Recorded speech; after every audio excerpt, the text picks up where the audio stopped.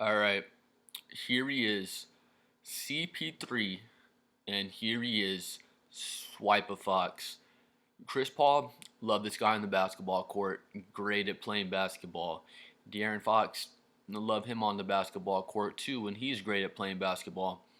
So yeah, they're both great at basketball, but they don't have to try to be great together at the same time, every single game and be in the starting lineup together and not stagger their minutes at all because they just negate what each other is good at when they're on the court together. Comment below what you think if you've been watching these Spurs games, but Chris Paul would just be so much better coming off the bench and running our second unit. That way, De'Aaron Fox can just handle the ball all the time in the starting lineup.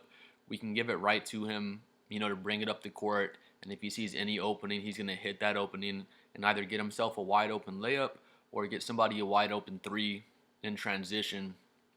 Where Chris Paul, it just doesn't make sense. Again, Chris Paul wants to bring the ball up nice and slow. He's probably going to get over the half court line right at 16 seconds.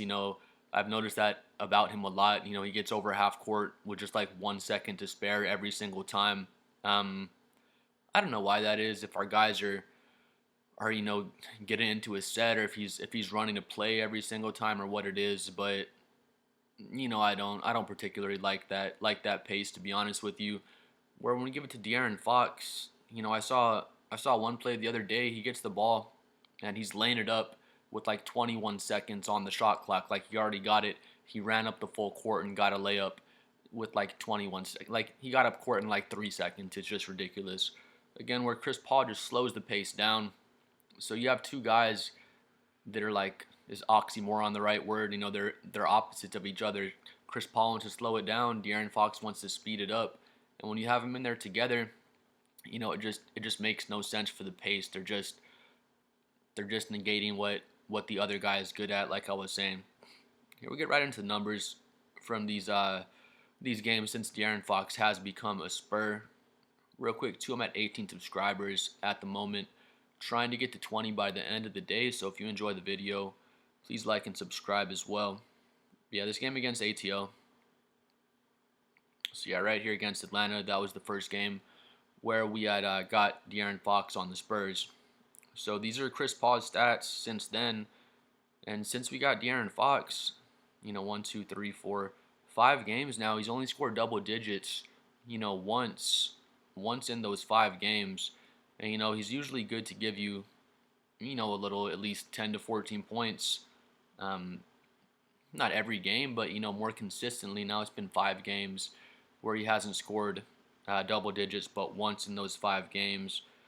Yeah, that first game against the Hawks, Chris Paul's 11 points, 9 assists. And then, the next game he's 6 points, 6 points, 8 points, 8 points. He does have the 7 assists, 5 assists, 9 assists, 8 assists. But him and De'Aaron Fox are just like, again, just negating each other out there.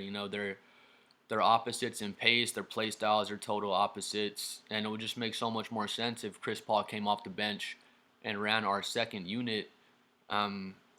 If we were in the playoffs and I saw Chris Paul and De'Aaron Fox playing all these heavy minutes next to each other, I'd be throwing crap at my TV. I would be so frustrated to see that. We're doing it in the regular season. I don't know if it's like an experiment or what it is, but I think we've seen a big enough sample size, 5 games like this. I won't say it doesn't work because I mean it's been okay, I guess. We lost 3 of those 5 games since we got De'Aaron Fox, but I don't want to say we're in a soft tank, but we're not doing everything we can to put ourselves in position to make the playoffs. Mitch Johnson knows more about basketball than us. Greg Popovich, of course, knows more about basketball than we do. And if you haven't heard, Popovich calls Mitch Johnson after every game, and they talk about ball and talk about the game. And I know Greg Popovich, if we are truly trying to make the playoffs, I know Popovich isn't saying on the phone, "Oh, hey, like CP3 and De'Aaron Fox are just killing it out there together." Like that's a great lineup. Have two 6'3" and under guys out there on defense. It's not good defensively, and it's not good offensively. So if you have any opinion, please comment below. If you have like I guess, a positive of having those two guys out there on the court together.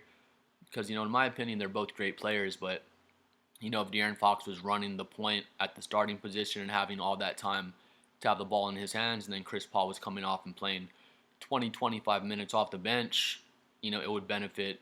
It would benefit the whole team. It would benefit them both as players as well. But yeah, first game when De'Aaron Fox came in, he has 24 points and 13 assists. Just a crazy debut. He's just killing it out there.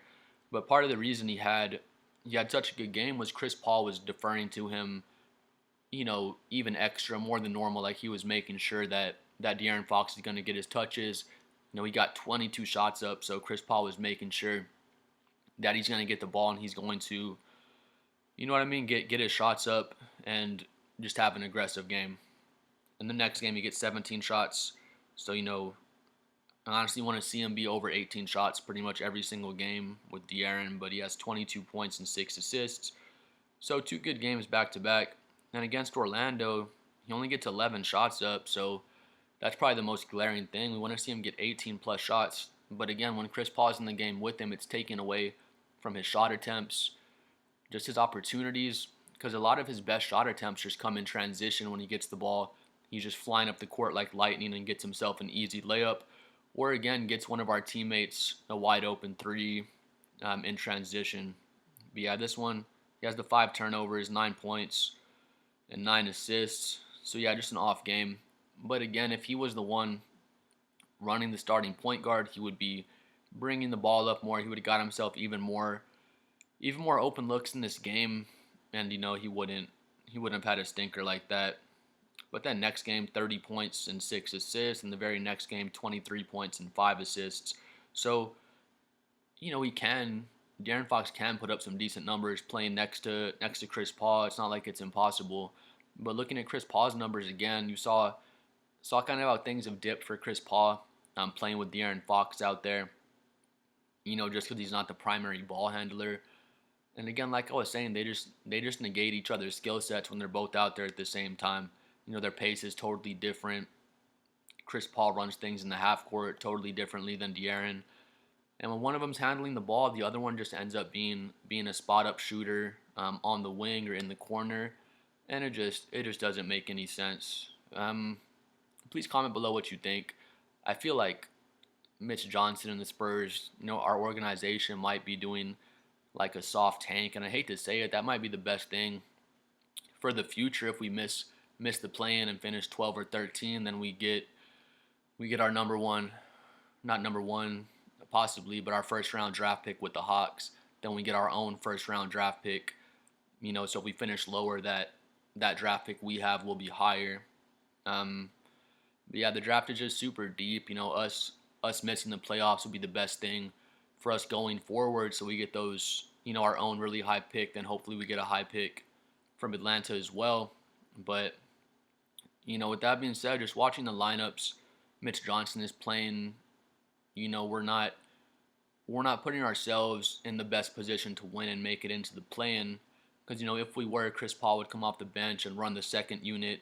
I think even Chris Paul knows that. Like, he has too high of a basketball IQ to not realize that him and De'Aaron Fox aren't a great fit on the court together at the same time. But with that being said, Chris Paul came to San Antonio to play minutes. Like, that's what we told him. So, we just don't want to put him onto the bench, or, I just don't know. I just don't know what it is. It's kind of just basketball politics, making sure we keep Chris Paul happy. I don't know if they tried to put Chris Paul on the bench and he got mad in the locker room or something. I don't think anything like that is happening.